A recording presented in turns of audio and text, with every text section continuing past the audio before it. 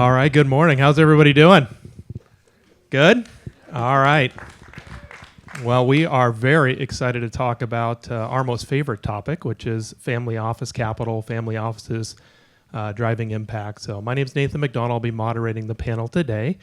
And I've had the good fortune the last 25 years to work with private investors and really see the evolution of the private investing marketplace from individual angel groups, individual angels, growth of venture capital, growth now of family offices and private equity, and the convergence and reconvergence and all the ups and downs along the way through our economic ups and downs, our technology, the different frontiers of technology past the last 25 years. So excited to talk to Neal and Adam today. Really appreciate them joining us to talk about how family offices are driving impact. And so just wanted to set the stage for everybody up front. Family offices, a bit of a new term. Most all the family offices are brand new since 2010. I pulled up some data just before the panel here today. 70% are new since 2000. 60% of the family offices are new since 2010. We're looking at somewhere between 8 to 10,000 formal single-family offices, and we're talking about 30,000 to potentially up to 100,000 different households that have over $100 million of net worth. So we're all certainly aware of the growth of wealth within our economy and globally, and how those family offices are now putting that capital to work, and how that's impacting innovation and how that's driving the impact. So we want to jump about that today and think about where we're going to be in the next 10 to 15 years. We've got somewhere between 70 and $150 trillion of assets that are owned by our senior generations, and those are going to go somewhere and be managed by someone or something and be invested. And so we're very passionate about creating and scaling and building out systems that can really make the most of that opportunity to empower the next generation with entrepreneurship and investing, and be able to fund all these great ideas of these great innovators. But how do we bring together the right capital with the right people at the right time to drive the most impact, which is ultimately our overall goal. So with a little bit of a primer on kind of what a family office is. Again, it's typically a high net worth family. They have decided to go ahead and bring on their own advisory team to help them with their investment strategies, and whether that be philanthropic, for-profit, but they want to be in control. They want to have values-aligned investing that lines up with their family business, their values, their objectives, and then obviously working together with other families to invest, co-invest. And obviously we're here today in the Qualcomm Institute, and we couldn't be more fortunate to have Adam Jacobs here with the Jacobs Sheriff Group. Obviously his grandfather was a big part of a big chunk of the campus here and a lot of the local community. So appreciate Neal and Adam being with us. And Adam, love for you to just kick us off. And you've had a chance to kind of grow up with technology all around and grow up in this community and just have a really interesting perspective. And can you talk a little bit about the meaning of impact for your family office and how you guys think about it, and what as you see as the kind of one or two top impacts in terms of the growth of family office capital and social good? Yeah, thank you. And first of all, thanks for having me today. It's pretty cool and wild to be sitting in the Qualcomm Institute theater here, knowing how much my family has had an involvement here in San Diego. Honestly, you can't really drive anywhere in San Diego without seeing our name somewhere. In fact, both of my kids were born at the Jacobs, what do we call it? The Jacobs Medical Center. We just call it Jacobs here. Jacobs Medical Center. So very cool, full circle there. One of the things our family's always had instilled into us is, while we live in a capitalist society, and yes, Qualcomm, and even before that, Linkabit was a for-profit company, how do you use what technology you're making for good? There's a lot of great products out there. They don't make the world a better place. But in the case of Qualcomm, they were able to connect people. And yeah, it became, Fortune 500, led to a lot of, economic boom, especially here in San Diego, but around the world. But at the core, that technology helped the world be a better place. And so that's been the forefront of everything our family has done, whether in health tech, biotech, you name it. And so that's usually the first checkbox on any company that comes approaches us on that. So And that's the for-profit world. There's also the nonprofit world where you can also look to make an impact. And, we actually refer to that as also an investment rather than a donation, because you're investing in those organizations that do great work as well. So that's what we're all about. Fantastic. And Neal, come on in. Why don't you tell us, obviously we know about Adam and his background. Let's hear a little bit about your background. And obviously we appreciate all the work you've done in the local ecosystem, supporting tech entrepreneurs. And, really excited to hear a little bit more about what you've seen in terms of the impact of all those successful tech entrepreneurs, their family offices, they're turning around and investing.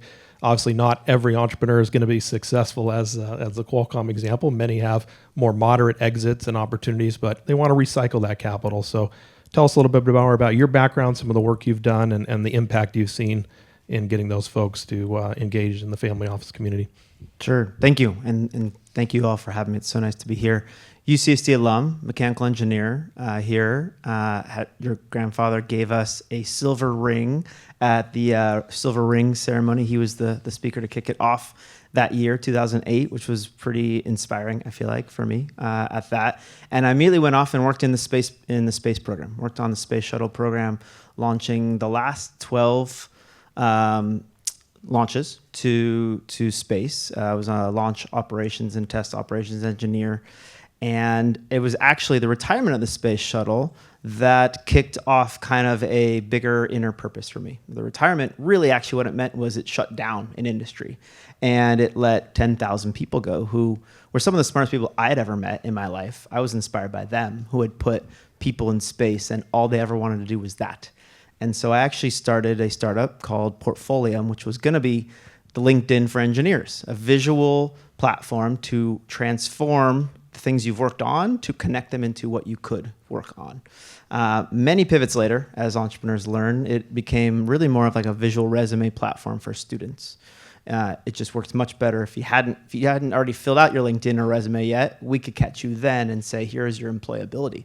And so I jumped into the startup world, building an ed tech platform where UCSD was actually one of our sandboxes, if you will. As alum, they let us test and try in a variety of places, and eventually built a pretty good business and sold it to a public company. And so I was fortunate enough to have a exit of my own, and financial, and also a ton of learning around that. And pretty quickly after that, what launched my angel career. I started investing in other founders that I was inspired by, which turned into a community of investors where other technology founders who were starting to have their own success said, I want to do what you're doing. I want to empower others. And that was the birth of Interlock Capital. And so in 2020, a group, it was just 40 of us at the beginning, exited technology founders locally in San Diego, said, let's start not just funding, writing checks, let's actually invest in the people that we believe in the areas where we believe we can actually impact them the most, meaning areas we've worked in before. You heard my background already. I think I pretty much could only help in aerospace and ed tech. I shouldn't be, necessarily giving opinions on other areas, but I have a network that is made up of a composition of diverse backgrounds. And so Interlock Capital became this community of diverse subject matter experts, putting our focus and energy into areas where we think we can move the needle beyond a check. And so over the last 5 years, we've been doing that. We've invested into 45 companies as a group where we invest.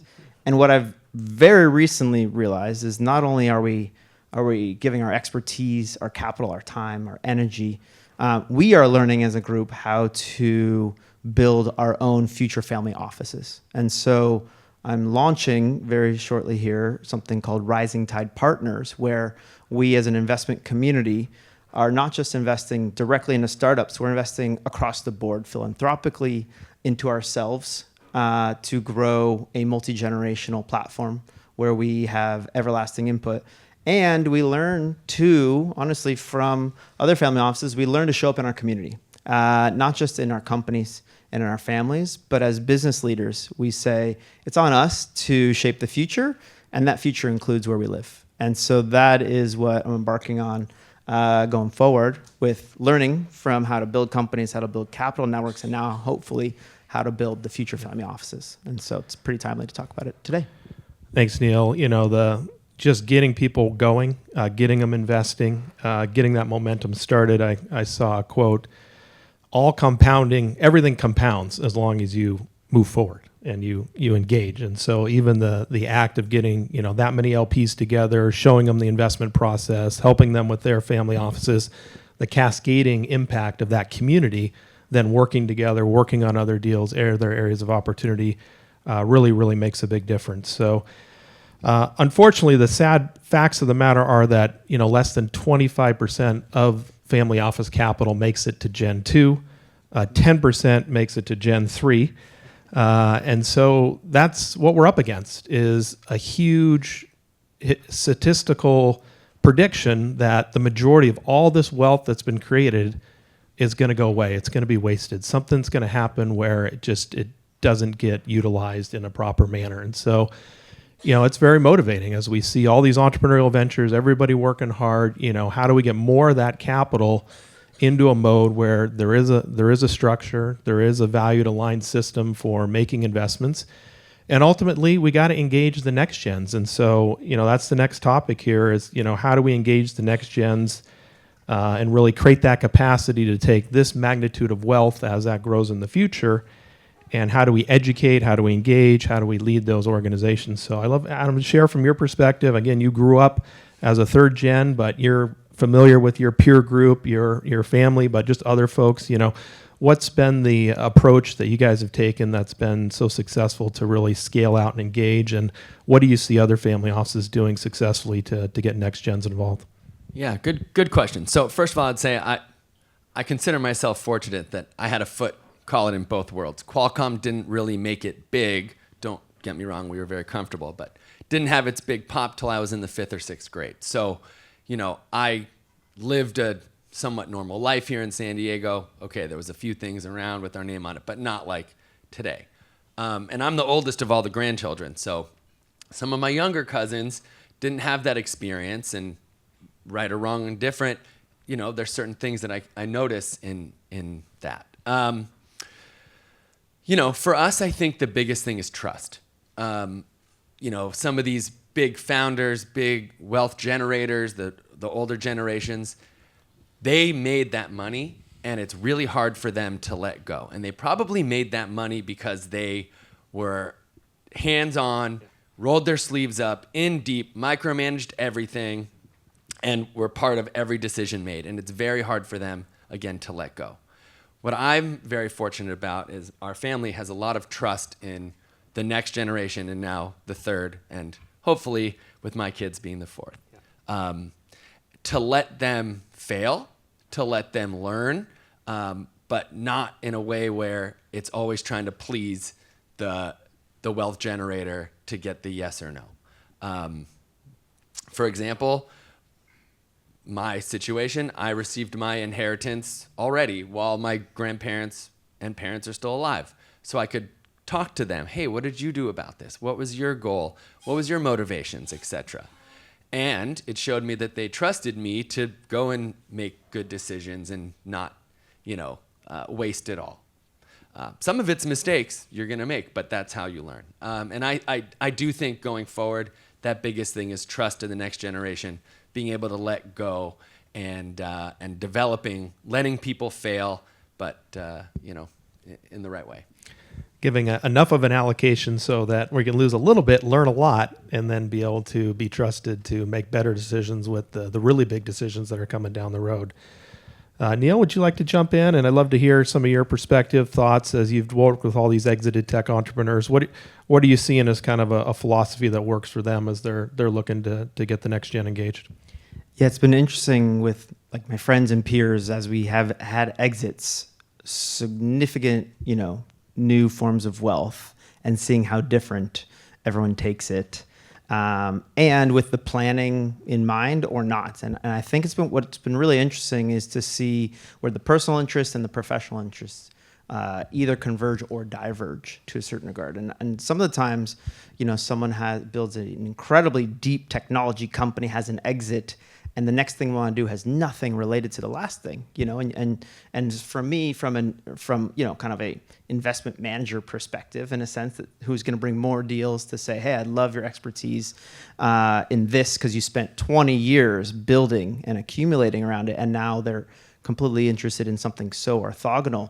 It's really interesting to me, and there's no way to pattern match that. And so the idea that what you put your interest into, you might be brand new to it, and now you have a significant amount of wealth, and you're pouring that into it with no background into it as well. And so that's been interesting to watch and to learn how much should we give advice and feedback as a group and community and say, wow, like, if you just did this again, like you did for the last 20 years, the next 20 years is going to be so much easier for you.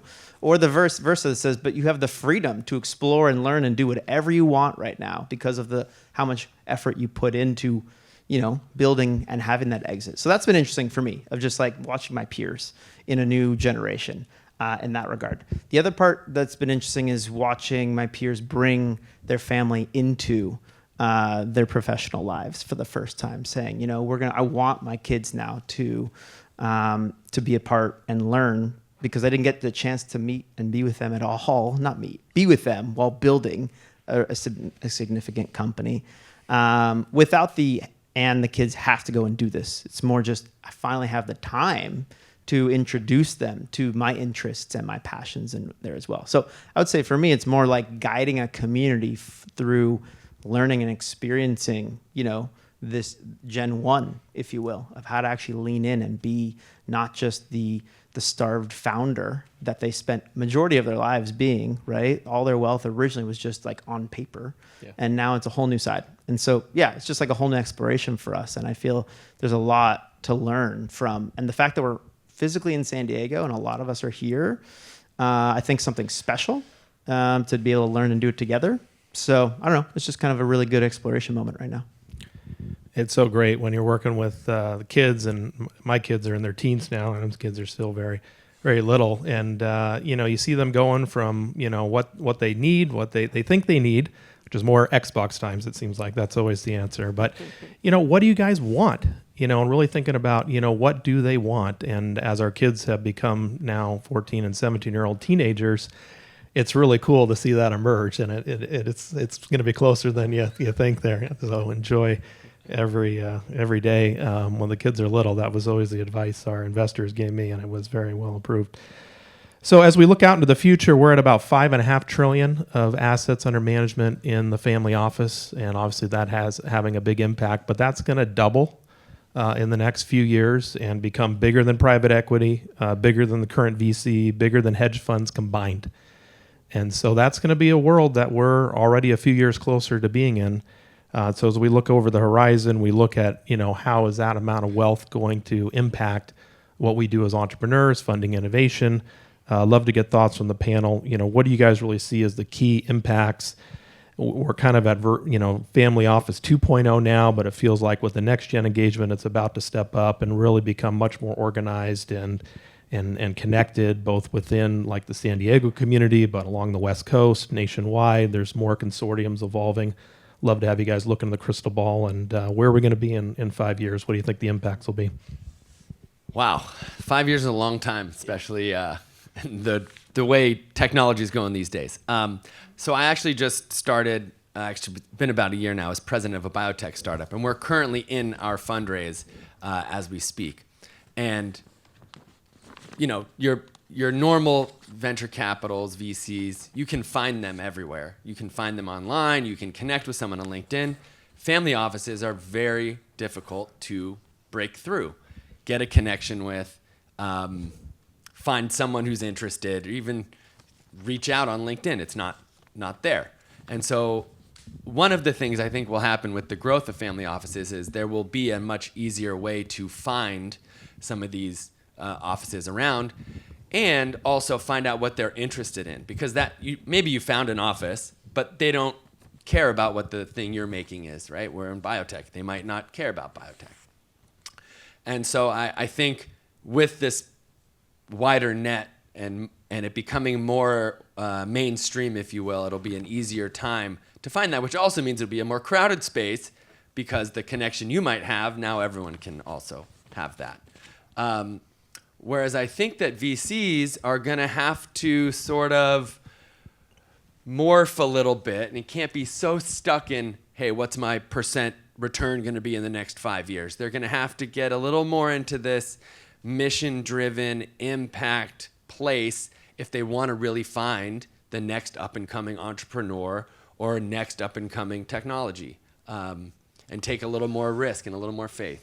So I think what will happen is, in summary, you're going to have family offices move towards VC life, and VCs move a little bit more towards family office, and somewhere in the middle is going to be this hybrid version. And there's certainly going to be plenty of capital to go around. So, Neal, how does it look once the future, with that much capital? How do you think it's going to impact how deals get done?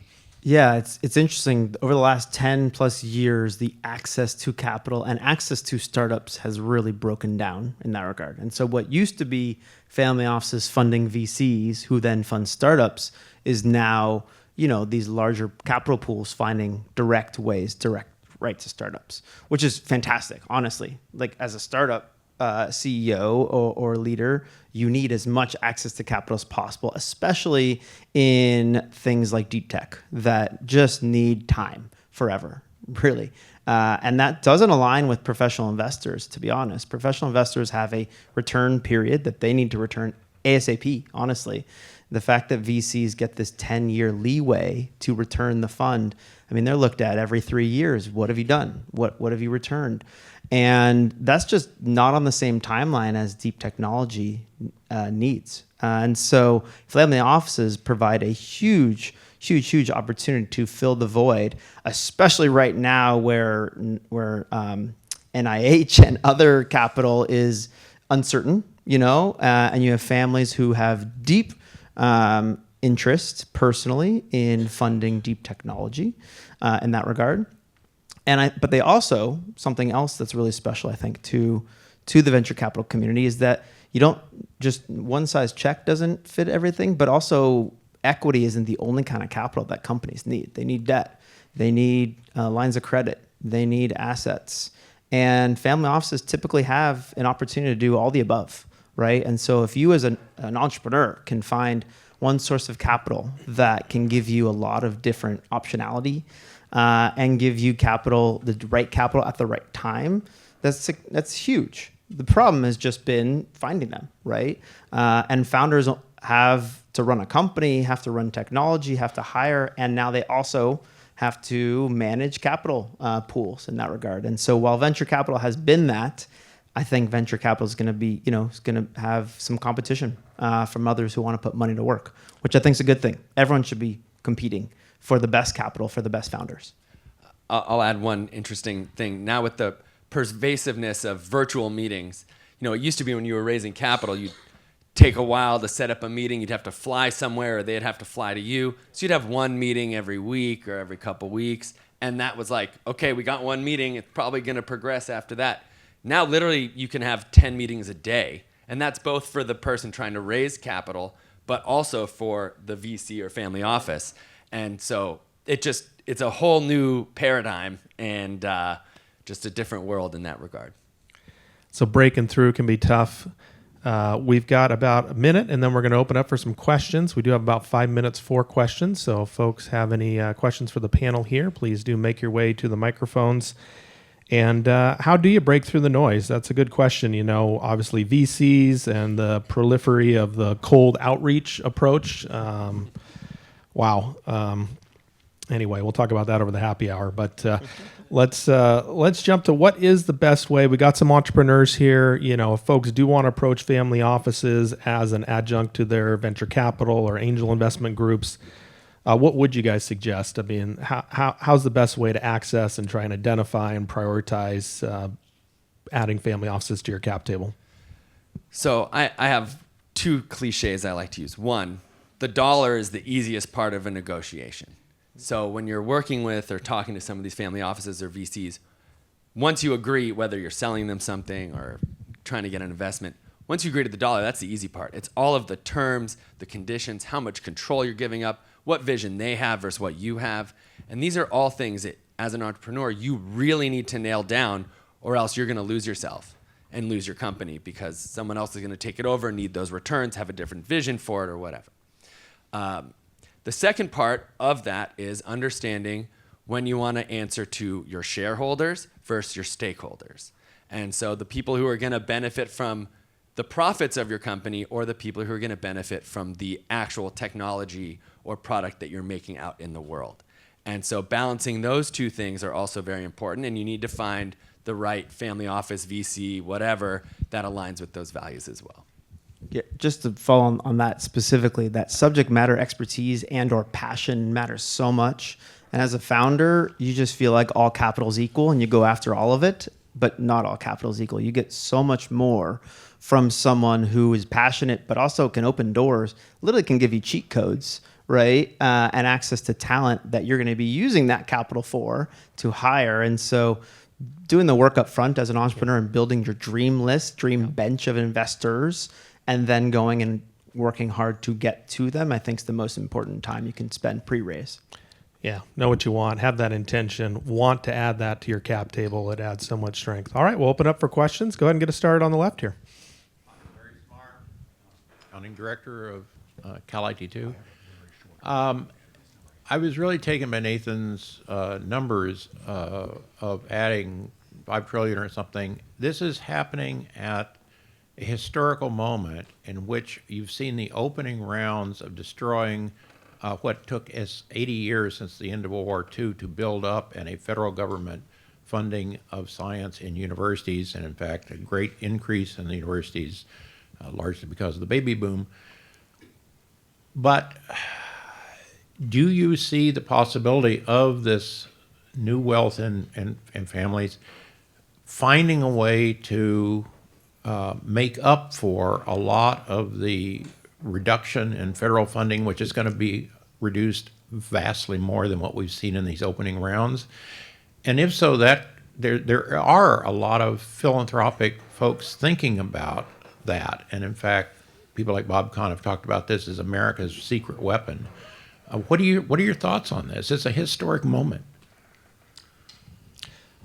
Certainly, yes. I think there's an incredible force of good within our communities, and it is a matter of us doing the hard work to mobilize it. And we cannot rely on the government to be the solution to our future problems as much as it has been a fantastic way of organizing capital historically. But, we're here and we built what we built, and we have an opportunity to work together to maintain those investments into the future.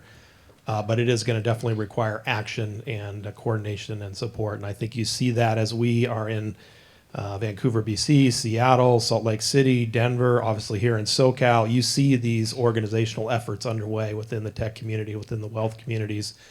And in our vision, it's just a matter of connecting the dots, and a lot of great support is there and available for entrepreneurs. But go ahead, Adam. I'll add that in the nonprofit world, most of the time, the private funding of different initiatives is the pilot program so that you get the government big dollars to then follow on, because the government wants to play it safe. Well, now they're going to want to play it even more safe. So those pilots really have to make an impact and show that they're going to get the ROI that they want. And I'm seeing, I guess I represent kind of the new tech economy, and I'm seeing significant investments. Like, let's take the Stripe founders, the Collison brothers, have set up their own completely private foundation to, do 100-year kind of investment in sciences, right? And you're seeing a lot of that where it's like, we can't rely on the government in the future. So I'm seeing it. We just got to do it. We got to make more of those replications. All right, we'll see if we can get Rich one more Marshall, question. Centurion, a brief observation, a brief question. A couple of years ago, I dealt with a lot of entities like yours, and the cybersecurity scared the living hell out of me. They were still using Windows 95. Please tell me you have secure systems. Question number one. Question number two, your observations about cryptocurrency.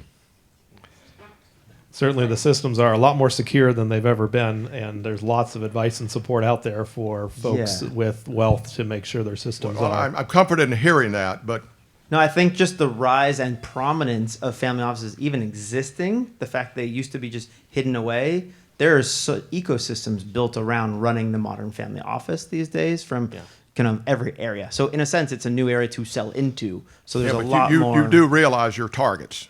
100%. Okay. Yeah. Yes. I mean, not just criminals, but nation state as well. Yes.